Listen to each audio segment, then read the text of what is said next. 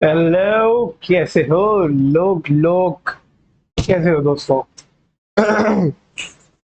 तो जैसे कि हमने लास्ट में किया था, 810 को समाप्ति करते हुए हमने खत्म कर दिया था। 810 से निपटारा कर दिया था उस चीज का। ठीक है। आज हम पढ़ेंगे, हमारा प्रोफेशनल एथिक्स को कंटिन्यू करेंगे। जो हमने प्रोफेशनल एथिक्स को बीच में छोड़ दिया था, उस चीज को आगे ले जाएंगे। और जैसा कि मैंने कहा था कि हम सीए एक्ट 1949 की शुरुआत करने जा रहे हैं। तो सी एक्ट 1949 बड़ा इंपॉर्टेंट है। और जैसे कि मैंने बोला था कि हमने 30% प्रोफेशनल एथिक्स पूरा कर लिया। उसके अंदर क्या क्या आया था, हमारा फंडामेंटल प्रिंसिपल्स आए थे, पहली चीज। दूसरी चीज आई थी थ्रेड्स वगैरह आए थे कि उनको आइडेंटिफाई करना, एड्रेस करना। ठीक है। फिर हमने ये पढ़ा था कि नो क्लार क्या होता है, non compliance with law and regulation. Non compliance के बारे में कंप्लीट हो गया था। देन अब हम पढ़ेंगे सबसे प्यारा और इंटरेस्टिंग टॉपिक, जो आप ये देखोगे कि भैया ऐसा तो कहीं फॉलो हो ही नहीं रहा। मतलब किसी ना किसी एंगल के अंदर हम कहीं ना कहीं द सीए एक्ट जो है उसकी वायलेशन कर ही देते हैं। ठीक है। इतना कॉम्प्लेक्स बना रखा है, या बोलेंगे इतना रिजिड बना रखा है आज के टाइम में, कि इसके ऊपर बनाने की कोई प्रॉब्लम नहीं है, बनाया आपने ठीक है, उसको निगरानी कैसे करोगे, वो पता कैसे चलोगे कि ये चीज फॉलो हो रही है या नहीं हो रही है। तो मेरा ये मानना है कि ये एक्ट पर्सनली प्रैक्टिकल लाइफ में तो बिल्कुल मतलब नो। हाँ, थोड़ी रिस्ट्रिक्शन लोग देखते हैं, बट ठीक है, कहने वाली बात है सब। ठीक है। तो ये ना समरी दे रखी है यहाँ पे। तो समरी हम तब पढ़ेंगे एक बारी, जब हम क्या बोलते हैं इसको, ओहो, जब हम पूरा कर लेंगे। ठीक है, तब नहीं, हम सब समरी हम तब पढ़ेंगे। एक सेकंड ना। Okay, correct. आइए जी, आइए आइए आइए।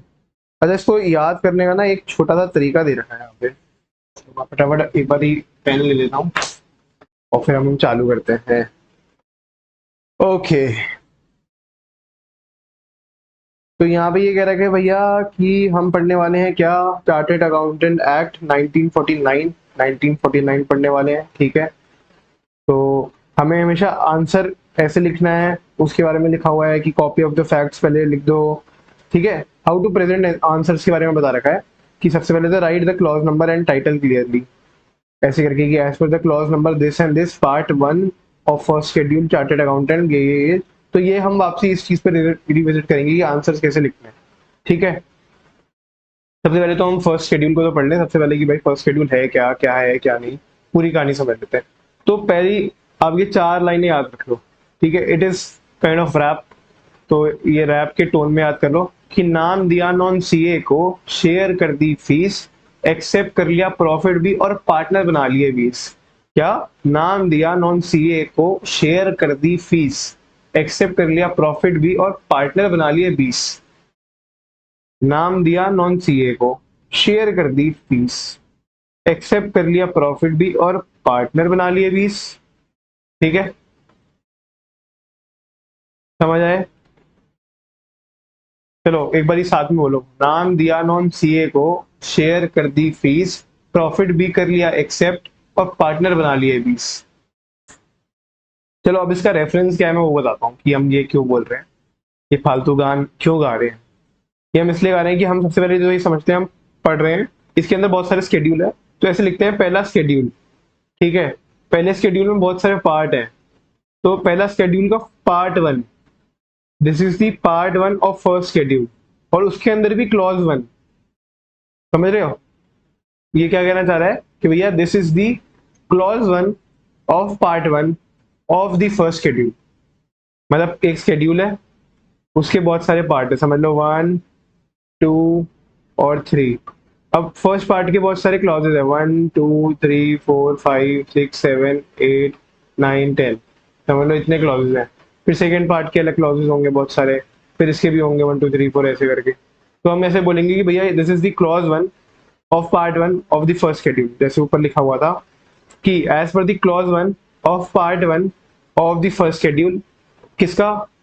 To the chartered accountant act 1949, यहाँ तक। ठीक है।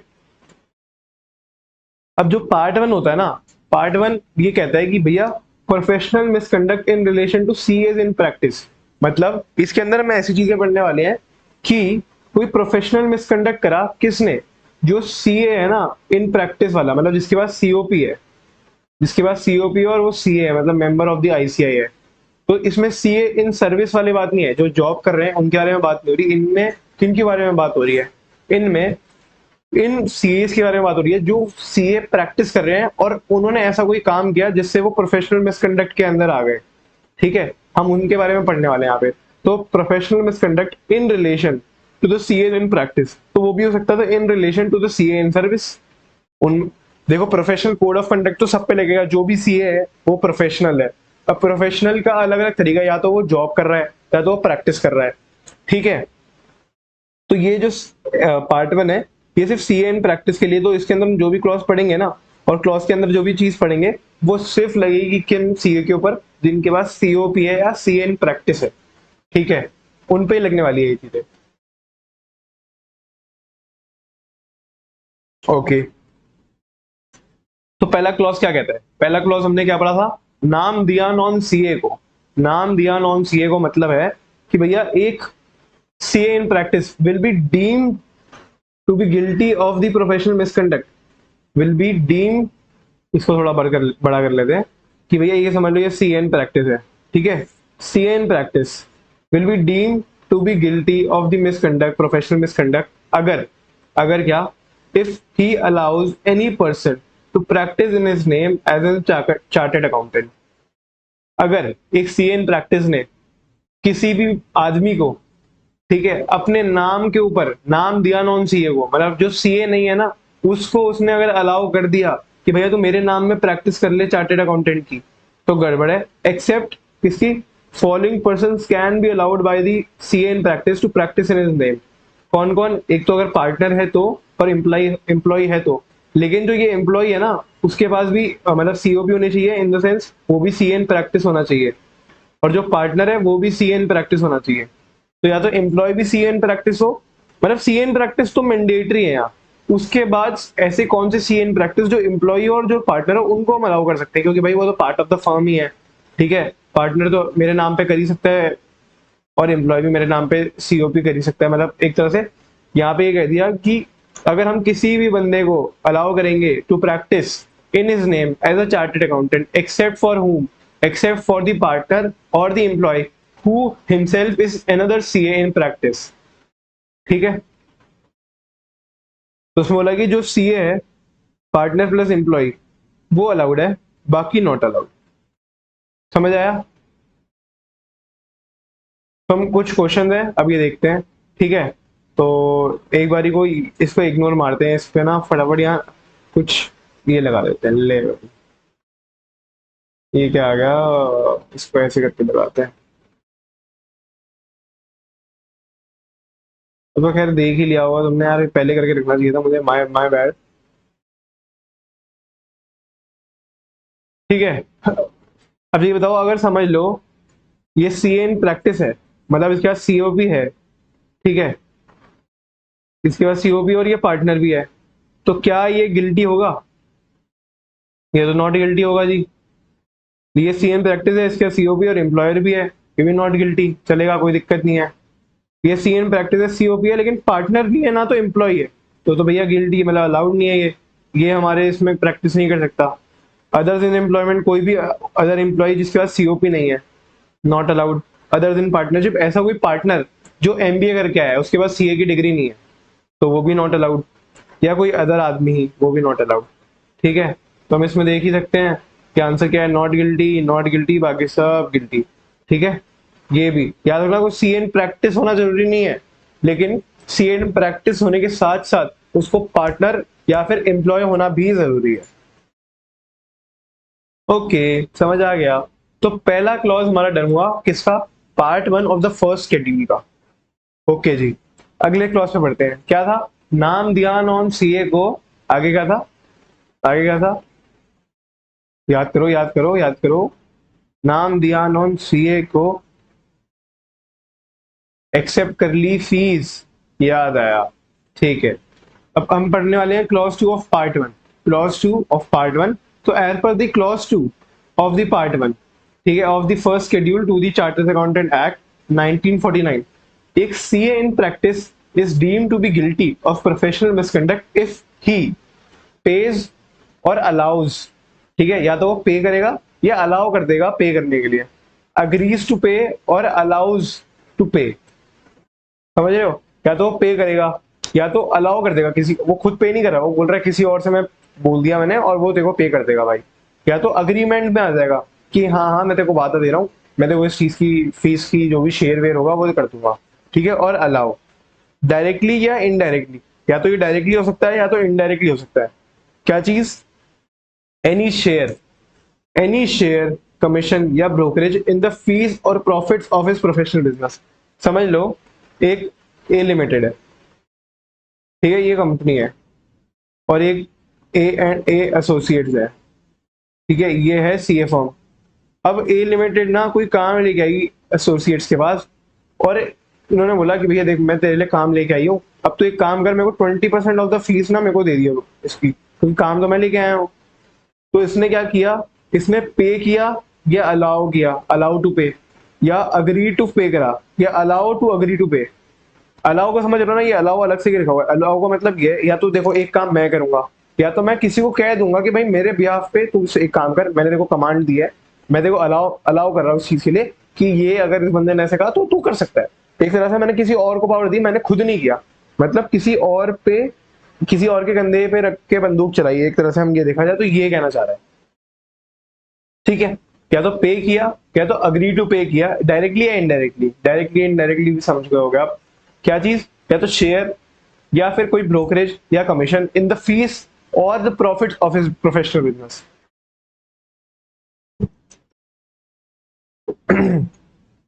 To any other person other than. अच्छा, ये हम किस किस को कर सकते हैं? अब जैसे अगर एक मेरा भाई भाई बंधु सीए है, मेरा दोस्त सीए है, वो मेरे को काम लाके दे रहा है तो चलेगा ना, वो तो आपने देखा ही होगा कि प्रैक्टिकल दुनिया में भी वो सब चलता है कि यार कोई हमारे जो प्रिंसिपल के दोस्त होते हैं वो काम लेके आते हैं, यार दोस्ती यारी से काम आता है तो कोई बड़ी बात नहीं है। तो इस एक्ट में भी ना किसी किसी लोगों को अलाउ कर रखा है, जैसे यहाँ पे ये देख सकते हो, इनको अलाउ कर रखा है कि भाई ये इनके साथ हम काम शेयर कर सकते हैं। काम इन द सेंस कि जो शेयर कमीशन या ब्रोकरेज है ना वो दे सकते हैं, फीस का या प्रॉफिट का। किन किन को? To any person other than a member of the institute, या तो कोई सीए हो उसके साथ हम करते हैं भाई बंधु। अब पार्टनर और अ रिटायर्ड पार्टनर, अब रिटायर्ड पार्टनर, सही बात है, रिटायर्ड पार्टनर काम लाके दे रहा है तो उसका मतलब ये थोड़ा है कि उसको हम कुछ क्या बोलते हैं प्रॉफिट वगैरह नहीं देंगे, उसको प्रॉफिट का कुछ पार्ट दे देंगे, कमीशन दे देंगे, शेयर दे देंगे। एक legal representative of the deceased partner, एक ही बात है, रिटायर्ड की बात हुई या डेथ की बात हुई, तो वही कि अगर पार्टनर की डेथ हो गई है और उसके बिहाफ पे कोई लीगल रिप्रेजेंटेटिव है और वो अगर हमें काम ला के दे रहा है तो वो अपना पार्टनर का शेयर भी मांगेगा, जितना भी अगर 20% है तो 20% शेयर ले जाएगा वो, ठीक है। तो पहली तीन दो बड़े आसान थे, एक तो CA member of the institute, दूसरा आप पार्टनर या फिर रिटायर पार्टनर मांग सकता है, या legal representative of a deceased partner, ठीक है। फिर अगला मैंने पढ़ा कि a member of an any other body, professional body, मतलब a member of any other professional body, of any other professional bodies का मतलब ये है कि CS, CMA, advocate, actuaries, architects. अच्छा, ये ना प्रोफेशनल बॉडीज जो है, अदर बॉडीज, वो स्पेसिफिकली लिस्टेड है कि किन किन। ऐसा नहीं है कि भैया एमबीए है वो भी एक प्रोफेशनल कोर्स है तो उसको भी दे देंगे, ठीक है ना, वो नहीं। या फिर other person having such qualification as may be prescribe. अच्छा, अब ये क्वालिफिकेशन भी लिस्टेड है 53A और 53B, ये दो सेक्शन हैं जो हमें ये बताता है कि प्रोफेशनल बॉडी कौन सी आती है इसके अंदर और ऐसी कौन सी क्वालिफिकेशन है जिनके साथ हम अपनी फीस शेयर कर सकते हैं या प्रॉफिट शेयर कर सकते हैं। तो आओ जी, रेगुलेशन 53A पढ़े। 53A के अंदर वो ऐसी प्रोफेशनल बॉडीज बताएगा जिसके साथ अगर हमें अगर अपनी फीस शेयर करनी हो तो चलेगा। अगर कोई बंदा इस प्रोफेशनल बॉडीज का मेंबर है, ठीक है, ही इज द मेंबर या she is the member of this professional body, तो इसके साथ हम अपनी फीस शेयर कर सकते हैं, उसमें कोई मना ही नहीं है। कौन कौन है? पहला सीएस, ठीक है, दूसरा सीडब्ल्यूए मतलब मैनेजमेंट अकाउंटेंट जो होते हैं, ठीक है वो। तो सीएस हो गया, सीएमए हो गया या सीडब्ल्यूए हो गया, एक तरह से यही बोल दो।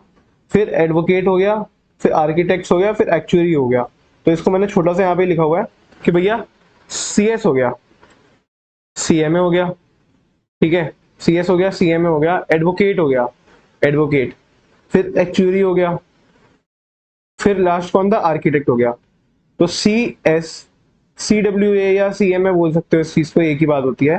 फिर एडवोकेट्स, फिर एक्चुअली, फिर क्या, आर्किटेक्ट। अब इन सब के साथ ये प्रोफेशनल बॉडीज के साथ तो हम कर सकते हैं, तो इनकी क्वालिफिकेशन भी गिनी जाएगी। मतलब जो जो इधर आ रहे हैं उनकी क्वालिफिकेशन भी हम गिन के चलेंगे ना भाई। अब क्योंकि 53B के अंदर ऐसी क्वालिफिकेशन बता रखी है कि अगर मेंबर के बाद ये सब क्वालिफिकेशन हो तो हम उसके साथ शेयर कर सकते हैं फीस। ठीक है, since CS, CMA, advocate, actuary या आर्किटेक्ट के ना एक ही वो है, क्या बोलते हैं उसे, प्रोफेशनल बॉडी का इंस्टीट्यूट, ज्यादा इंस्टीट्यूट्स नहीं है इनके अलग अलग। आज तो भैया गला सूख रहा है बहुत भयंकर, पूछो मत, मौसम ऐसा हो रखा है कि बस। हाँ, तो हम ये कह रहे थे कि CS, CMA और एडवोकेट और एक्चुरी और ये आर्किटेक्ट, इन सब ने तो प्रोफेशनल बॉडीज के अंदर अपना काम बना लिया। ठीक है, लेकिन अगर प्रोफेशनल बॉडीज ने अलाउ कर दिया तो इसका मतलब ये है कि भैया जिसके पास CS की क्वालिफिकेशन होगी, CMA की क्वालिफिकेशन होगी, एडवोकेट की क्वालिफिकेशन होगी, एक्चुरी की क्वालिफिकेशन होगी या आर्किटेक्ट की क्वालिफिकेशन होगी, तो वो भी तो अलाउड हुए कहीं ना कहीं। ठीक है, वो भी तो इसके अंदर आई गए। तो इसके अंदर ना जो हम 53B पढ़ रहे हैं, ये हमने पढ़ा था 53A। एक सेकंड, ये 53A पढ़ा था जिसके अंदर क्या लिखा होता है, प्रोफेशनल बॉडीज, कौन सी प्रोफेशनल बॉडीज अलाउ होती है। तो 53B के अंदर तो 53A आएगा ही आएगा। 53A और 53B ऐसे हैं, समझ रहे हो क्या कह रहा हूं मैं। मतलब 53 बड़ा एक तो 53B जो है वो वाइड है, और 53B के अंदर 53A आता है। समझे। तो वो तो जरूर जरूर आएगा कि जो 53B के अंदर हम जो पढ़ने वाले हैं, इसका मतलब यह है 53B के अंदर 53A तो आएगा ही आएगा। इसका मतलब CS, CWA एक्चुरियल, और कौन था, और CS, CWA एक्चुरियल, आर्किटेक्ट, और एक और भी था एडवोकेट। तो ये भी 53B में आएंगे। अपार्ट फ्रॉम दैट और कुछ नहीं भी आएंगी, तो हम वो भी पढ़ लेते हैं आज of tough part. Further, the council has also prescribed the persons qualified in India which are as under. Company secretary पढ़ा, कॉस्ट अकाउंटेंट पढ़ा, ठीक है, एक्चुअरी ये भी पढ़ लिया हमने, और फिर architecture BTech, bachelor in architecture जो कर रहा है from a university establish by the law या फिर रिकॉग्नाइज्ड बाय लॉ। ऐसी इंस्टीट्यूशन जो रिकॉग्नाइज्ड बाय लॉ होगी, या तो लॉ ने ही एस्टैब्लिश करी है, या वहां से आर्किटेक्चर कर रहा है, या हमने एक पढ़ा था लॉ वाला, एडवोकेट, बैचलर इन लॉ, ये एडवोकेट हो गया। ठीक है, और इसमें आ गया MBA, master in business administration, master in business administration from universities establish by the law और technical institution recognized by All India Council for Technical Education. ठीक है, तो इसके अंदर कौन से हो गए, हमने कौन से पढ़ लिया भैया। देखो, CS तो आ गया, CWA आ गया, फिर एक्चुअल आ गया, फिर आर्किटेक्चर आ गया, फिर एडवोकेट आ गया, मतलब जिसने बैचलर इन लॉ करी है, और फिर मास्टर इन बिजनेस एडमिनिस्ट्रेशन आ गया। और ऐसी जगह से, ऐसी universities which are accepted by the या फिर रिकॉग्नाइज्ड बाय द लॉ या एस्टैब्लिश बाय द लॉ और which is recognised by the all India council, ठीक है, फॉर टेक्निकल एजुकेशन। और इसके अंदर तीन नई चीजें आ गई, एक्चुअली तीन नई चीजें आई हैं। एक तो बीटेक और बी इंजीनियरिंग, ठीक है, या तो इंजीनियर हो कोई ऐसी यूनिवर्सिटी विच इज एक्सेप्टेड, या तो बीटेक हो, मतलब बैचलर इन टेक्नोलॉजी हो। तो पहला नया चीज एक इंजीनियरिंग, दूसरी नई टेक्नोलॉजी, तो तीसरी बैचलर्स बोल रहा हूँ, MBA, मास्टर्स। ठीक है, तो तीन चीज नहीं आई इसमें, MBA नया आया, बीटेक नया आया और बी इंजीनियरिंग नया आया। तो देखो इसमें यहाँ पे भी लिखा हुआ मैंने कि भैया CS, CMA, लॉ मतलब advocate, actuary, BTech, architect, MBA या इंजीनियरिंग, ये सब इसके अंदर आते हैं। और इसके अंदर क्या, CS, CMA, advocate, actuary, architects. Okay, अब तो इतनी बार पढ़ लिया तो रट जाना चाहिए। तो आओ जी क्लॉज 1 और 2 के बारे में वापसी बात करें। और जैसे कि हमने रैप में समझा था कि भैया नाम दिया नॉन CA को, और प्रॉफिट नाम दिया नॉन CA को, शेयर कर दी फीस। नाम दिया नॉन CA को मतलब है कि पार्टनर और employer which is a CA in practice, उसको हम दे सकते हैं, उसको हम अलाउ कर सकते हैं to practice in its name, बाकी किसी को अलाउ नहीं करेंगे। और फिर हमने क्या पढ़ा कि हम या तो पेज और अलाउज, या फिर अग्रीज टू पे और अलाउज, इनडायरेक्टली या फिर डायरेक्टली। क्या चीज, एनी शेयर, कमीशन या ब्रोकरेज, किस में से, किसमें से इन द फीस और the profits of the professional business to any person other than 5 जने। पहला भाई हम अपने CA in member of the institute को दे सकते हैं, मतलब सीए को दे सकते हैं भाई बंधु को। फिर पार्टनर या रिटायर्ड पार्टनर को दे सकते हैं। फिर legal representative of the deceased partner को दे सकते हैं। फिर 53A और 53B सीधे सीधे बोलो प्रोफेशनल क्वालिफिकेशन जिसके पास ऐसी चीजें हैं, या तो ऐसा member of any professional body.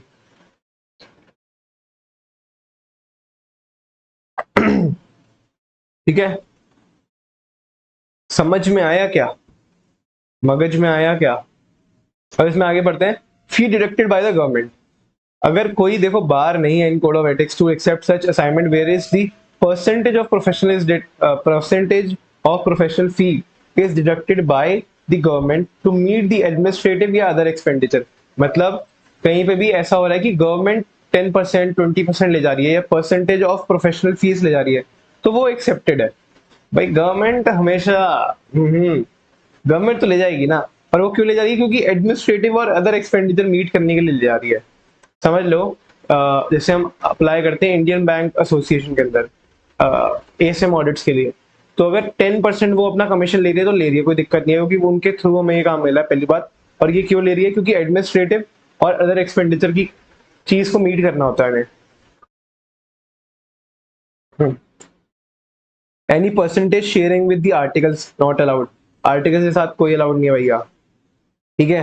Paying any percentage of the profits to article as a stipend is not allowed even if financial condition of that article is weak. तो ये हमारे पे तो कोई रहम ही नहीं है आर्टिकल्स के ऊपर। तो शेयरिंग एज ऑफिस अलाउंस, तो या फिर आर्टिकल्स या एम्प्लॉयज को ऐसे बोल के दे दिया कि रख तेरा ऑफिस अलाउंस रख भाई। A CA who shared audit fees with a non-CA under the guise of office allowance was deemed to be guilty of the misconduct। वो बोल रहा है अगर हम कितने 1 सेकेंड, वो कह रहा है कि अगर हमने किसी सीए को या नॉन सीए को, सीए को तो हम ऐसे दे ही सकते हैं, किसी नॉन सीए को हमने इस तरीके से फीस का प्रॉफिट शेयर कर दिया कि वो ऑफिस अलाउंस है, तो वो भी अलाउड नहीं है, ठीक है। और क्या बोलते हैं, the substance of the transaction would be notice not it's nomenclature.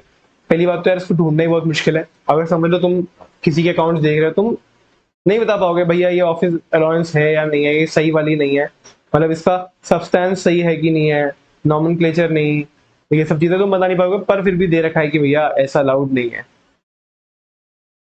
ठीक है। फिर आता है treatment of goodwill. Treatment of goodwill में क्या कह रहा है? अब जब भी एक सीए है, ठीक है, वो उसकी डेथ हो जाती है, तो उसके नाम पे कोई और तो सीए चलाएगा, फॉर्म चलाएगा, या तो वो उस चीज को चलाएगा या तो वो बेच देगा। अगर सीए है तो चला लेगा, नहीं तो वो बेच देगा, करेक्ट, ठीक है। अब हम पढ़ेंगे वो गुडविल को बेची कैसे जाते हैं, उस चीज को सेल कैसे करते हैं, ठीक है। एक सेकंड ना, एक सेकंड रुकना, 1 सेकंड, आ गया ये माउस। चलो जी लेट्स कंटिन्यू। हम ये पढ़ रहे थे सेल ऑफ गुडविल, तो वो इस गुडविल को बेच रहा है। तो अब इसके अंदर क्या है? With reference to the clause 2 of part 1 of the first schedule of CA, in the case of sole proprietorship firm, the council of ICI has resolved that the sale yet transfer of the goodwill shall be permitted in the respect of the case of death of the proprietor involved। Obviously जब proprietor की death होगी तभी sale होगी और तभी transfer of goodwill होगी। Such sale is completed in all aspects within a year of a death of the proprietor। तो ये कह रहा है कि जब समझ लो जब डेथ हुई है उसके 1 साल तक ना, 1 साल के अंदर अंदर ना ये जो भी ट्रांसफर है ना वो हो जाएगा। 1 साल के बाद करोगे तो दिक्कत आएगी, ठीक है। Such sale is completed in all respects in या फिर all aspect within a year of the death of the proprietor. अगर प्रोप्राइटर जब मरा है उसके 1 साल के अंदर अंदर ये सब चीज हो जानी चाहिए। The name of the firm would be kept in abeyance. अच्छा ये जो पूरा पार्ट है ना ये केस स्टडीज के अंदर आ सकता है, तो इसको हम बोलेंगे एमसीक्यू वाला सीन है इसका। The name of the firm मतलब जो फर्म का नाम है, एक तरह का जो गुडविल हम देना चाह रहे हैं, तो गुडविल के अंदर जो फर्म का नाम है ना वो एबेंस में रखा जाएगा। मतलब इसको अगर 1 साल के अंदर अंदर आपने यूज नहीं किया या उस फर्म का नाम जो कंटिन्यू करा, तो वो एबेंस से हट जाएगा और इसके नाम पे कोई और भी यूज कर सकता है। कल को समझ लो हम लेके चलते हैं कोई बड़ी कंपनी है जैसे SR बाटली बॉय, तो SR बाटली बॉय की जो प्रोप्राइटर अगर समझ लो उनकी डेथ हो गई, और 1 साल तक कुछ भी रिजॉल्वमेंट नहीं हुआ, तो एक समझ लो मैं सीए बन गया, तो मैं जाके ना एसआर बाटली बॉय के नाम पे कुछ भी खोल सकता हूँ फॉर्म, मेरे को कोई मना नहीं करेगा, क्योंकि अब वो नाम एबेंस में नहीं, एबेंस मतलब होल्ड पे रखा हुआ है कि भैया तुम्हारे लिए रिजर्व्ड है कि तुम अगर इसे कंटिन्यू करोगे तो कर लेना। तो the name of the firm would be kept in abeyance till 1 year from the death. वही वाली चीज कि 1 ईयर के अंदर पहली चीज तो अपनी जो भी ट्रांसफर है वो रिजॉल्व कर लो, और 1 साल के अंदर ही तुम्हारे पे 1 साल ही है कि ये नाम जो होल्ड पे होगा, अगर 1 साल लैप्स हुआ तो ना तो तुम ट्रांसफर कर पाओगे, ना तो तुम्हारे पास नाम अब होल्ड पे है। ठीक है, legal heir of the deceased member has to obtain the permission of the council within a year of the death of the proprietor. सब 1 साल के अंदर अंदर हो रहा है। 1 साल मतलब एक तरह की एक लिमिटेशन है, डेडलाइन है कि भैया इस तक कर देना है। तो डिजीज मेंबर का जो लीगल हेयर है ना, उसको सीधे से जाके परमिशन ऑब्टेन करनी है काउंसिल से विद इन द ईयर कि भैया मैं इस चीज को कंटिन्यू करने वाला हूँ, मैं अपनी फादर की लेगेसी आगे बढ़ाने वाला हूँ और मैं इसके नाम में आगे कंटिन्यू करूंगा। ठीक है, वो गुडविल ले रहा हूँ मैं एक तरह से। The institute permission to practice in the deceased proprietary firm name is sought within the year of the death of the proprietor. अब इंस्टीट्यूट की परमिशन जो देगा वो 1 साल के अंदर अंदर दे देगा, कि क्या टाइम लिमिट है उसके 1 साल के अंदर अंदर आ जाएगी। ठीक है, अगर इंस्टीट्यूट ने वैसे लेट भी दिया तो भी कोई दिक्कत नहीं है, लेकिन ये माना जाता है कि तुम टाइम पे दे दो तो इंस्टीट्यूट भी टाइम पे दे देगा, वो वाली चीज है। तो हमने क्या क्या पढ़ा, पहली चीज क्या पढ़ी कि भैया such sale is completed in all aspects within a year of death of the proprietor. पहली बात, सेल जो है वो सारे एस्पेक्ट के अंदर ना कवर होना चाहिए within the death of the proprietor. फिर the name of the firm would be kept in abeyance. तो फर्म का जो नाम है वो भी एबेंस में रखा जाएगा, कब, till 1 year from the date of the death, from the date of the death of the proprietor लिखना चाहते हो लिख सकते हो। फिर लीगल एयर को डिजीज मेंबर जो है उसका लीगल एयर जो है डिजीज मेंबर का उसको ऑब्टेन करनी है कि permission from the council within the 1 year from the date of the death. ठीक है, एंड इंस्टीट्यूट की permission to practice from the this is sought to be have within the 1 year, मतलब 1 साल के अंदर अंदर वो चीज आ जानी चाहिए। इफ डिस्प्यूट, अगर डिस्प्यूट जो है वो एग्जिस्ट करता है with respect to the goodwill, if dispute exist with respect to the goodwill, information as to the existence of the dispute shall be sent to the institute within the 1 year of the death of the proprietor concerned। वो कह रहा है कि भैया अगर ऐसा है कि दो बेटे हैं और दोनों बेटे में लड़ाई चल रही है कि भैया मैं इस चीज को मतलब आगे प्रैक्टिस करूंगा, और दूसरा बोल रहा है मेरे को आगे प्रैक्टिस करनी है, तो ये जो डिस्प्यूट चल रहा है ना, तो ये डिस्प्यूट की होने का एग्जिस्टेंस, मतलब जो इन्फॉर्मेशन है कि information as to the existence of the dispute should be send to the council या should be send to the institute. Institute को भी तो पता होना चाहिए कि भैया यहाँ पे डिस्प्यूट चल रहा है और ये समय ज्यादा लेगा, ये इतनी जल्दी नहीं होगा कि साल भर में तुम ये पूरा ट्रांसफर ऑफ जो करना है गुडविल वो भी हो जाएगी और एबेंस में भी रख देंगे। तो यहाँ ये कह रहे हैं कि इंस्टीट्यूट को आप इन्फॉर्म कर दो कि भैया हमारे बीच में डिस्प्यूट चल रहा है कि इसको आगे कौन परस्यू करेगा, तो एग्जिस्टेंस ऑफ द डिस्प्यूट को ना इन्फॉर्म कर दो बस टू इंस्टीट्यूट को with in the 1 year of the death of the proprietor. मतलब इसके अंदर 1 साल जो टाइम है ना, 1 साल का टाइम ये है कि अगर 1 साल के अंदर है तो तुम मेरे को बता दो कि तुम्हारे बीच में डिस्प्यूट चल रहा है, 1 साल या 2 साल बाद बताओगे ना और तुम ये बोलोगे कि अरे अरे हम तो नहीं कर पाए क्योंकि हमारे बीच में डिस्प्यूट चल रहा था, तो इंस्टीट्यूट नहीं मानेगी, तो इंस्टीट्यूट बोलेगी छोड़ो छोड़ो अब तुम नहीं कर सकते। ठीक है, तो name of the concern firm shall be kept in abeyance, अभी भी नाम जो है वो एबियंस में रहेगा till 1 year from the date of the settlement. अब इसमें क्या है समझ लो, डिस्प्यूट चला 3 साल, 3 साल डिस्प्यूट चला, 3 साल के बाद ये हुआ कि चलो फाइनली बी है, बी के पास ये राइट है, ये एक तरह से उन्होंने डिसाइड किया चल भाई तू तू कंटिन्यू कर ले, तो बी अब डिस्प्यूट सॉल्व होने के 1 साल के अंदर अंदर ना उसको वो एबियंस, मतलब एबियंस में रहेगा वो नाम, और 1 साल के अंदर अंदर उसको सारा काम निपटाना है, मतलब ट्रांसफर भी करना है, सब कुछ करना है। तो इसमें क्या होगा, 3 साल पुराने, ठीक है 3 साल पुराने हो गए प्लस 1 साल, मतलब from the date of settlement of the dispute से हम 1 साल गिनेंगे अब एबियंस के लिए। ठीक है, ओके जी। अब ये पेमेंट फॉर सेल लमसम भी हो सकती है, इंस्टॉलमेंट में भी चलती है। अभी बोल रहा है अगर one of the partner dies, the legal representative of the deceased partner can continue to receive a share of the firm only if the partnership agreement contains such provisions. अगर पार्टनरशिप अग्रीमेंट में ऐसा कहा है कि हाँ हाँ कर सकते हो तो ही ठीक है, नहीं तो नहीं। आओ जी फटाफट हम पढ़े clause 1, non CA, CA in practice या पार्टनर या फिर कौन, एम्प्लॉयमेंट। यहाँ पे भी हम लिख लेते हैं कि एम्प्लॉयर भी चलेगा। एम्प्लॉय। अगला शेयर कर दी फीस, अग्री टू शेयर या अग्री टू शेयर की जगह है पेज या अलाउज टू पेज। ठीक है, किस चीज की? शेयर फीस करने, शेयर करने की, कमीशन की, या फिर कमीशन के अलावा क्या, ब्रोकरेज। ये तीन चीजों के किसके? इन द फीस और प्रॉफिट, ठीक है, of the professional work, of the professional business भी कह सकते हैं। इन मेंबर्स को 53 है, 53 बी। ओके, आओ जी, अब हम पढ़ेंगे क्लॉज 3। आज हमें 4 क्लॉज करने हैं, 4 क्लॉज का टारगेट है हमारा। Clause 3, a CA in practice is deemed to be guilty of the professional misconduct if he accepts or agrees to accept any part of the profits of the professional work of a person who is not a member of the institute। तो हमने तीसरे में क्या पढ़ा था? पहला था partner बना लिया नॉन सीए को, प्रॉफिट भी कर दिया शेयर, या शेयर कर दी फीस। फिर अगला था प्रॉफिट भी कर लिया एक्सेप्ट, प्रॉफिट भी कर लिया एक्सेप्ट का हम ये पढ़ रहे हैं कि भैया एक CA in practice deem to be guilty of professional misconduct, अगर अगर वो एक्सेप्ट करता है या अग्रीज टू एक्सेप्ट करता है, अगर वो प्रॉफिट को एक्सेप्ट करता है या अग्री मान लेता है कि हाँ हाँ आगे हम शेयर कर लेंगे, any part of the profit of the professional work, any part of the profit of the professional work किसका? Of a person who is not a member of the institute. मतलब कोई एमबीए है, ठीक है, उसने, उसका कोई काम है, वो काम ना मैं लेके आया, मैं सीए बन के लेके आया, मैंने उसको बोला कि भैया देख मैं देखो ये काम ला के दे रहा हूँ, इसका मतलब क्या है, इसमें मेरा कुछ ना कुछ कमीशन होना चाहिए, मेरे को 20% ऑफ द प्रॉफिट ना तू दे दियो। तो एक्सेप्ट या agrees to accept any part of the profit of the professional work of a person who is not a member of the institute. लेकिन इसके अंदर कुछ एक्सेप्शंस है। क्या एक्सेप्शन है? A member of such professional body या other person having qualification. ओहो, ये तो वापसी 53A और 53B आ गया, तो मतलब मेंबर भी, एमबीए भी अलाउड है, जो मैंने अभी एग्जांपल दिया वो गलत हो गया।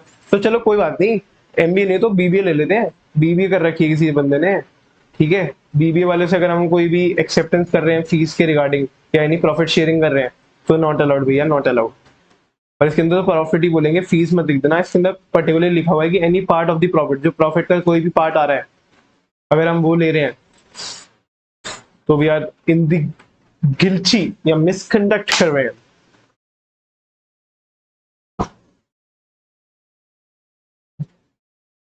आज पता नहीं क्या हो रहा है यार, गला बहुत सूखा हुआ है, बहुत ज्यादा सूख रहा है। मैं चाह रहा हूँ जितना जल्दी हो सके हो जाए यार ये फीस, क्योंकि ठीक है। Referral fees amongst the member, आगे क्या है? Members in practice can charge referral fees, referral fees चलता है कि मैंने तेरे को रेफर किया इसलिए, from other members in practice और रेफरिंग क्लाइंट। लेकिन वही वाली बात है भैया, सीए इन प्रैक्टिस के साथ तो कोई दिक्कत ही नहीं है, या तो क्योंकि देखो इसमें लिखा हुआ है ना मेंबर ऑफ सच प्रोफेशनल, क्या चीज, member of such professional body, तो इनके साथ तो हम कर सकते हैं। और जो हमारा सीए का भाई बिंदु है उसके साथ भी हम कर सकते हैं कि members in practice can charge referral fees from other members in practice for referring clients. लेकिन अगर कोई वैल्यूअर है, ठीक है, उसके साथ नहीं चलेगी ये कहानी। अब practicing CA sharing fees with the non ICA member is a professional misconduct. ठीक है, नॉन आईसीए मेंबर्स के साथ करना नहीं, एक्सेप्शंस जो दे रखी है उनके साथ कर सकते हैं, वो तो अलाउड है। And registered valuers are excluded from profit sharing under the regulation 53 and 53।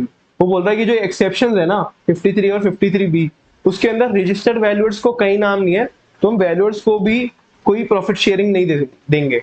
इसका मतलब मोटी मोटी बात यह है कि सिंस 53 और ए और 53B के अंदर वैल्यूअर का कहीं नाम नहीं आता, इसका मतलब ये है कि वैल्यूअर को भी अगर हम प्रॉफिट शेयरिंग कर रहे हैं, शेयर इन फीस कहीं ना कहीं दे रहे हैं या उससे ले रहे हैं तो गलत है। ठीक है, तो जी क्लॉज 3 भी हो गया। अब फटाफट करते हैं क्लॉज 4 और इसको करते हैं खत्म। क्लॉज 4 में क्या था? अच्छा एक बार वापसी ऊपर आ जाते हैं और हमने जो अपनी लाइन पढ़ी थी वो पढ़ लेते हैं। नाम दिया नॉन सीए को, वो कह रहा है नाम दिया नॉन सीए को, ये क्या हो गया? क्लॉज 1। शेयर कर दी फीस, ये हो गया क्लॉज 2। एक्सेप्ट कर लिया प्रॉफिट भी, क्लॉज 3। पार्टनर बना लिए फीस, ये हो गया क्लॉज 4। अब हम ये पढ़ने वाले हैं पार्टनर बना लिए वीज। अब हम किस किस के साथ पार्टनरशिप कर सकते हैं उसके बारे में बात करने वाले हैं कि भैया कौन है जो हमारे साथ पार्टनर बनने को राजी है और किसके साथ हम पार्टनरशिप के अंदर काम कर सकते हैं।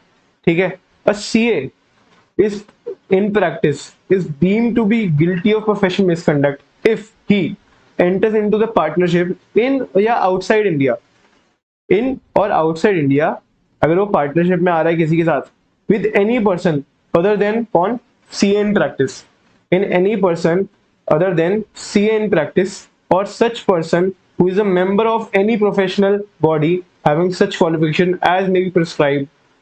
ओके, 53 ए की रेफरेंस आ गई, और whose qualification are recognised by the central government और the council for the purpose of permitting such partnership. ठीक है, तो वो किसने क्या बोला, हम पार्टनरशिप किन किन के साथ कर सकते हैं, हम पार्टनरशिप कर सकते हैं एक तो सीए इन प्रैक्टिस के साथ, या तो कोई मेंबर है प्रोफेशनल बॉडी का हैविंग सच क्वालिफिकेशन, मतलब सीए इन प्रैक्टिस के साथ तो हम पार्टनरशिप कर ही सकते हैं पहली चीज, या तो 53 के अंदर बता रखे हैं, 53 ए में जो ये बता रखे हैं क्लॉज 2 और 3 में भी हमने इनके बारे में पढ़ा वो, लेकिन 53 बी 53 ए में कौन थे, चलो फटाफट रिवाइज करते हैं। सीएस, सीडब्ल्यूए, एडवोकेट, आर्किटेक्चर जिसने कर रखी है मतलब आर्किटेक्ट एक तरह से, और एक्चुअरी, इनके साथ हम पार्टनरशिप कर सकते हैं। लेकिन 53 बी के अंदर ना एक चीज है जो एक्सक्लूड कर रखी है इसके अंदर, क्या कह रखा है, membership for clause 4 that is for partnership, the regulation 53 be prescribe the membership of the following professional bodies for entering into the partnership. वो बोल रहा है कि सीएस के साथ कर लो कोई दिक्कत नहीं, कॉस्ट अकाउंटेंट के साथ कर लो, एडवोकेट के साथ कर लो जो लॉ वाला था उसके अंदर, इंजीनियर के साथ कर लो, आर्किटेक्ट के साथ कर लो, ठीक है, एक्चुअरी के साथ कर लो। इसमें बीटेक नहीं है, आपने देखा होगा, इसमें बीटेक के बारे में क्या नहीं होगा, बीटेक एंड एमबीए, इसमें बीटेक और एमबीए के बारे में कहीं पे भी कुछ चीज नहीं लिखी हुई, तो हम बोलेंगे कि भैया एमबीए, इसमें सिर्फ एमबीए लिखा हुआ है मैंने, पर एमबीए और बीटेक एक्सक्लूडेड है। ठीक है, एमबीए इसलिए लिख दिया क्योंकि यहाँ पे स्पेशली लिखा हुआ था नो पार्टनरशिप विद एमबीए, लेकिन हमें ये भी देखना है बीटेक और एमबीए इनके साथ इसमें नहीं कर सकते। क्या कहना चाह रहा है कि भैया क्लॉज 53 बी के अंदर जो आपने क्लॉज बोल रहा हूँ सॉरी, रूल जो 53 बी है उसके अंदर जो आपने क्लॉज 2 और 3 के लिए पढ़ा ना वो तो सेम है, लेकिन क्लॉज 4 के लिए 53 बी में दो चीजों को हटाया गया है। कौन सी चीज है, पहला बीटेक, बीटेक वालों के साथ आप पार्टनरशिप फॉर्म नहीं बना सकते, दूसरा एमबीए, एमबीए वालों के साथ आप पार्टनरशिप फॉर्म नहीं बना सकते। ठीक है, फिर क्या लिख रहा है, members cannot form multidisciplinary partnerships until the other professional regulation allows partnership with CAs and ICI council issues guideline। अच्छा, अब ICI ने तो बोल दिया, समझ लो ये ICI, मैं ICI हूँ, ठीक है, मैंने तो बोल दिया कि भैया इनके साथ जो है ये अलग अलग प्रोफेशनल, ये 53 और 53 बी है, 53 और 53 बी के साथ तो आप पार्टनरशिप कर सकते हैं, कोई दिक्कत ही नहीं है, तो मैंने तो अलाउ कर दिया।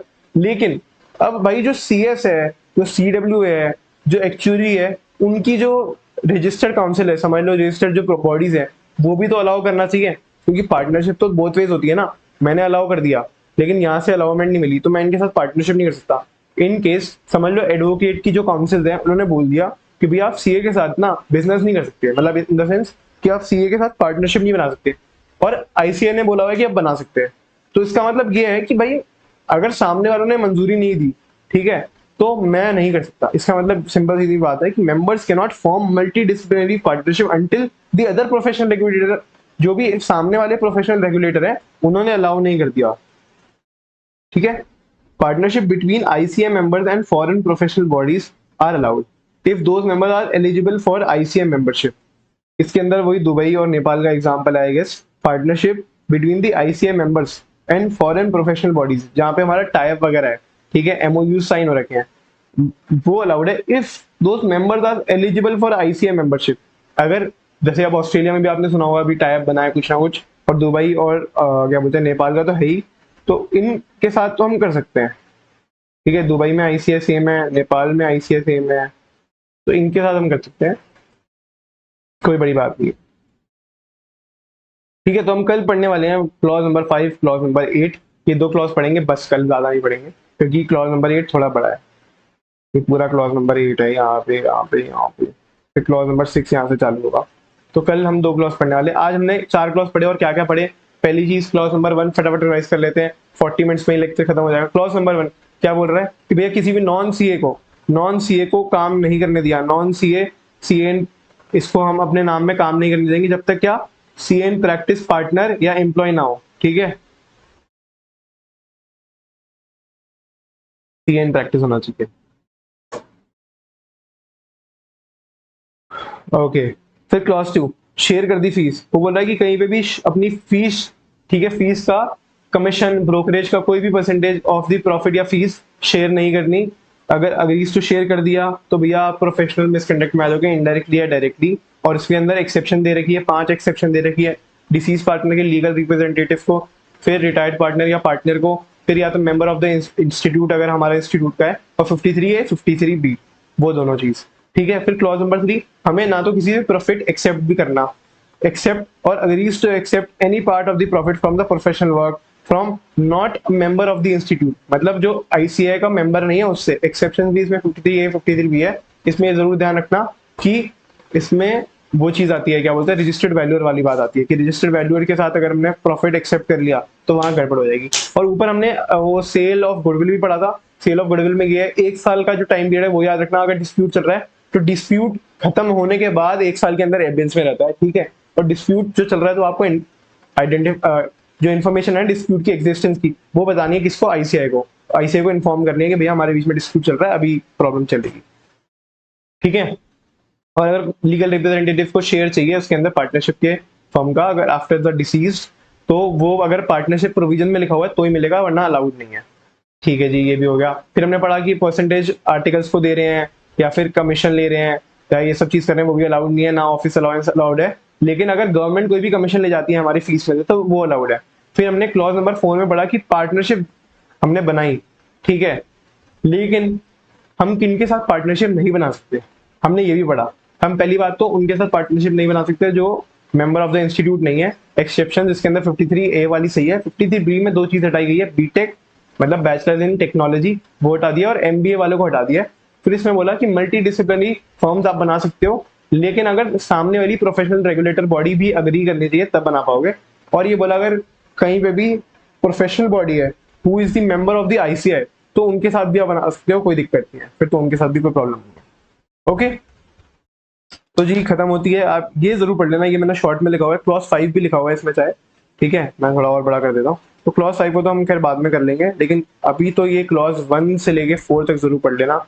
ओके, मिलते हैं नेक्स्ट वीडियो में। Till then keep learning, keep exploring, and professional ethics का ये क्लॉज वाला पार्ट बहुत ज्यादा इंपॉर्टेंट है और थोड़ा कॉम्प्लेक्स है। इसको हम थोड़ा लिख के भी करने की मैं सोच रहा हूँ, क्योंकि इसके अंदर लैंग्वेज इतनी नहीं है, लेकिन इसमें कॉम्प्लेक्सिटी है कि ये भी है वो भी है। और अभी तो 8 आएगा, 9 आएगा, 9 बहुत बड़ा है, 8 बहुत बड़ा है, और 10 भी अपरंपार है भैया।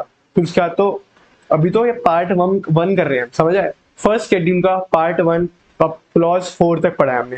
फिर पार्ट 2 आएगा, पार्ट 3 आएगा, पार्ट 4 आएगा, फिर सेकंड शेड्यूल आएगा, सेकंड शेड्यूल का पार्ट 1 आएगा, पार्ट 3 आएगा, और उसके अलग अलग क्लॉजेस हैं। ओके, चलो मिलते हैं। ओके, चलो चलो, see you, bye bye.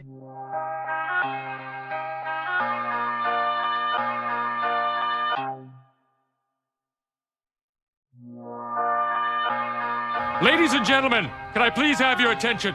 I've just been handed an urgent and horrifying news story, and I need all of you to stop what you're doing and listen.